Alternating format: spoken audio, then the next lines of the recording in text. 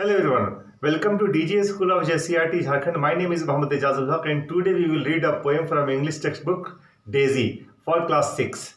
The title of the poem is Exam Stress and poet of this poem is Ali Khaja.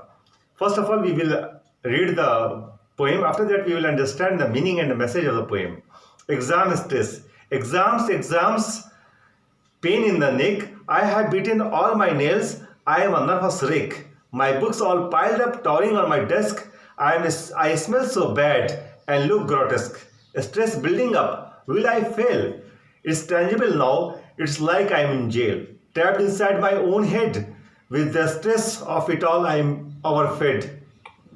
I step in the classroom. I can touch fear in the air. I just hope my parents, my life, they will spare. Peeling is my skin and falling out is my hair. Life without exams, that life is so rare.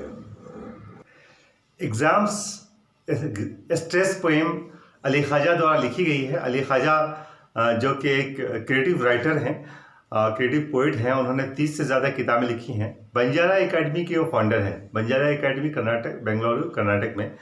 और इन्होंने exams के दिनों में जो students की mental conditions हुआ करती हैं या उनके जो फिज़िकल डिफ़िकल्टीज़ पेश आती हैं उनको, उसका बहुत ही बेहतरीन जो है डिपिक्ट किया है, इसको उसका चित्रण किया है इस कविता के माध्यम से। हम लोग इस कविता को लाइन बाय लाइन पढ़ेंगे और इसकी मीनिंग को समझेंगे और इसको अंडरस्टैंड करेंगे कि कविता क्या मैसेज देना चाहता है। Exam stress.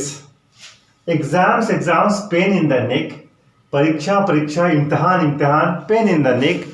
इम्तहान का सुनते ही बच्चों के गर्दन में दर्द होना शुरू होता है। उसकी वजह ये होती है कि जो बच्चे लगातार सालों भर मेहनत कर रहे हैं, पूरे सेशन मेहनत कर रहे हैं, वो बच्चे उस वक्त में रिवीजन करते हैं सारी किताबों का।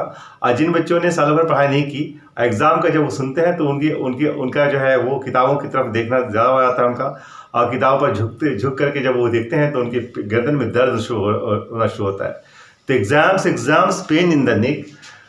आई have beaten all my nails. I am a nervous shake. मैंने अपने तनावपूर्ण स्थिति को नेल बाइटिंग कहते हैं। तो I have beaten all my nails, मैंने अपने सारे नाखून को काट लिए हैं। And I am a nervous wreck, और मैं बहुत ही अपसेट हूँ। मतलब ये कि नर्वस का मलबा हूँ, मतलब रेक कहते हैं मलबा को। इसको इस सेंस में यहाँ पर फ्रेज है, चूँकि तो नर्वस रेक मीन्स होता है अपसेट। बीटन नेल्स भी वो तनावपूर्ण स्थिति को कहते हैं, स्ट्रेस की कंडीशन को नेल बाइटिंग कहते हैं। My books all piled up towering on my desk. सब मेरी सारी किताबें वो ढेर हो गई। पाइल्ड अप से होता है ढेर होना। टॉरिंग ऑन माई हेड, और मेरे डेस्क पे जो है वो एक मीनार के मानंद होती है। टावर कहते हैं मीनार को, तो मीनार की मानंद हो गई, थोड़ी हो गई है। I smell so bad and look grotesque, और मैं इतना बुरा महक रहा हूँ क्योंकि बहुत दिनों से मैंने नहाया नहीं है। एग्ज़ाम्स के टेंशन में मैंने नहाना धोना सब छोड़ दिया है। एंड लुक ग्रोटेस्क, और मैं बहुत ही अनप्लेजेंट, बहुत ही भद्दी शक्ल का नज़र आ रहा हूँ। ग्रोटेस्क कहते हैं अनप्लेजेंट को। Stress building up, will I fail, और मुझे स्ट्रेस हो रहा है, क्या मैं फेल कर जाऊंगा, क्या मैं नाकाम होऊंगा। It's tangible now, it's like I am in jail. ये तो एकदम स्पष्ट है, एकदम ठोस है कि मैं एकदम ऐसा लग रहा है जैसे कि मैं एक जेल में हूँ। ये जो एग्ज़ाम का जब से एग्ज़ाम के डेट आए हैं या एग्ज़ाम्स होने वाला है, ये सुन करके मैं ऐसा लगता है कि मैं एकदम कैद में हो गया हूँ। Trapped inside my own head, और मैं अपने ही हेड में, अपने ही जो सोच है हमारी, जो फिक्र है, उसी उलझन में मैं अपने आप को कैद हो गया हूँ, उलझ गया हूँ मैं। With the stress of it all I am overfed, और इन स्ट्रेस के बीच में मुझे भूख भी नहीं लगती। मुझे ऐसा लगता है कि मेरा पेट हमेशा भरा ही हुआ है, ओबीस महसूस कर रहा हूँ, मैं हमेशा ओवरफेड महसूस कर रहा हूँ। आई स्टेप इन द क्लासरूम, अब वो दिन है जिस रोज एग्जाम्स शुरू होंगे। आई स्टेप इन द क्लासरूम, मैं क्लासरूम एग्जामिनेशन हॉल में दाखिल होता हूँ।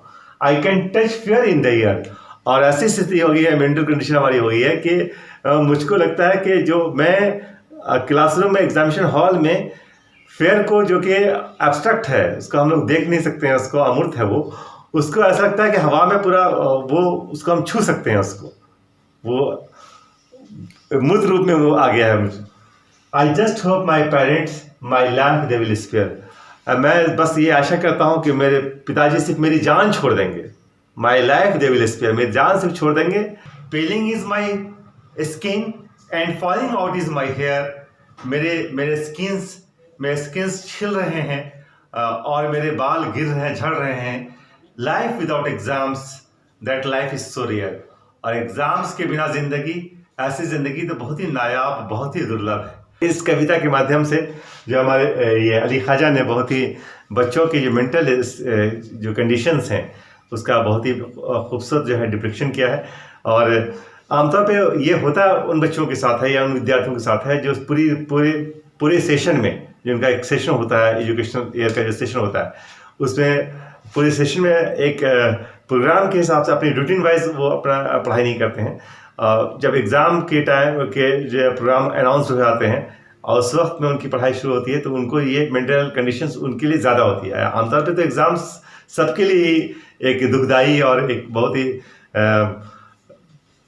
डरावना सच है ये, लेकिन फिर भी जो उन बच्चों के लिए जो बच्चे लगातार पढ़ाई कर रहे होते हैं उनके लिए ज़्यादा कुछ स्ट्रेस का मामला नहीं होता है। आमतौर पर उन बच्चों के लिए होता है जो कि अपनी पढ़ाई को में कंटिन्यूसली उसमें रफ्तार नहीं रखते हैं।